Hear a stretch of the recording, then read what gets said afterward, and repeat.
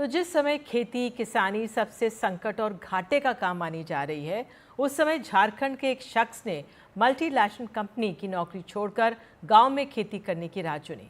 कमाल यह कि उन्होंने बंजर जमीन को सोना उगलने वाली जमीन में बदल डाला। हरिवंश की रिपोर्ट।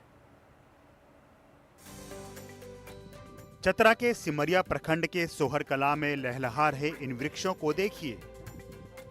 चंदन, शीशम, सांगवान, गम्हार, महोगनी, आम, नींबू, नाशपाती जैसे ये हजारों पेड़ कुमार शुभम की मेहनत का नतीजा हैं।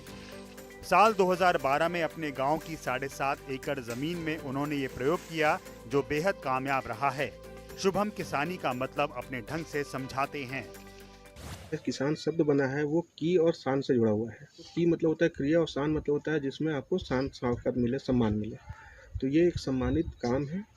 जब वापस से हम लोग आए और इस पर लगे तो हम लोगों ने स्टडी किया। तो जैसे मैं महाराष्ट्र में शिक्षा में रहा, महाराष्ट्र में बहुत दिन रहा, तो वहाँ के किसानों को जब हम देखते थे, यहाँ आने के बाद जब देखे किसानों की स्थिति में, तो आसमान और जमीन का अंतर नजर आया।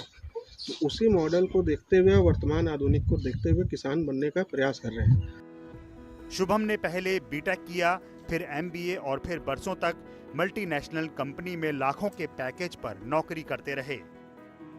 लेकिन अंत में गांव की मिट्टी उन्हें खींच लाई। अब वो तरह तरह के प्रयोग कर रहे हैं। फिलहाल 2 एकड़ खेत पर उन्होंने स्ट्रॉबेरी लगा रखी है। इसके अलावा गाय, भैंस, बकरी, बतख, मुर्गी आदि के पालन में भी लगे हुए हैं। उनके इस काम से बहुत सारे लोगों को रोजगार भी मिल रहा है। डेली यहाँ पे अभी 1000 अंडा निकल रहा है। बगीचा में बहुत सारा चीज़ है। आम का पेड़ है, चंदन का पेड़ है, हिंग का पेड़ है और ये सब मगुनी है और शीशम है, सागवान है, बहुत सारा है। और बकरी भी पाले हैं और क्या बोलते हैं, बकत भी पाले हैं, गाय भी है, भैंस भी है। बाल बच्चा का यहीं से रोजी रोटी चल रहा है और यहीं से पढ़ा लिखा भी रहे हैं। कुमार शुभम के इस प्रयोग ने पर्यावरण का भी काफी भला किया है। पिछले 9-10 सालों में वो 20,000 से अधिक पौधे लगा चुके हैं।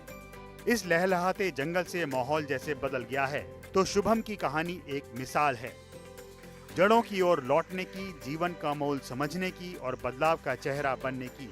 रांची से हरिवंश शर्मा के साथ चतरा से सूर्यकांत कमल की रिपोर्ट, एनडीटीवी इंडिया।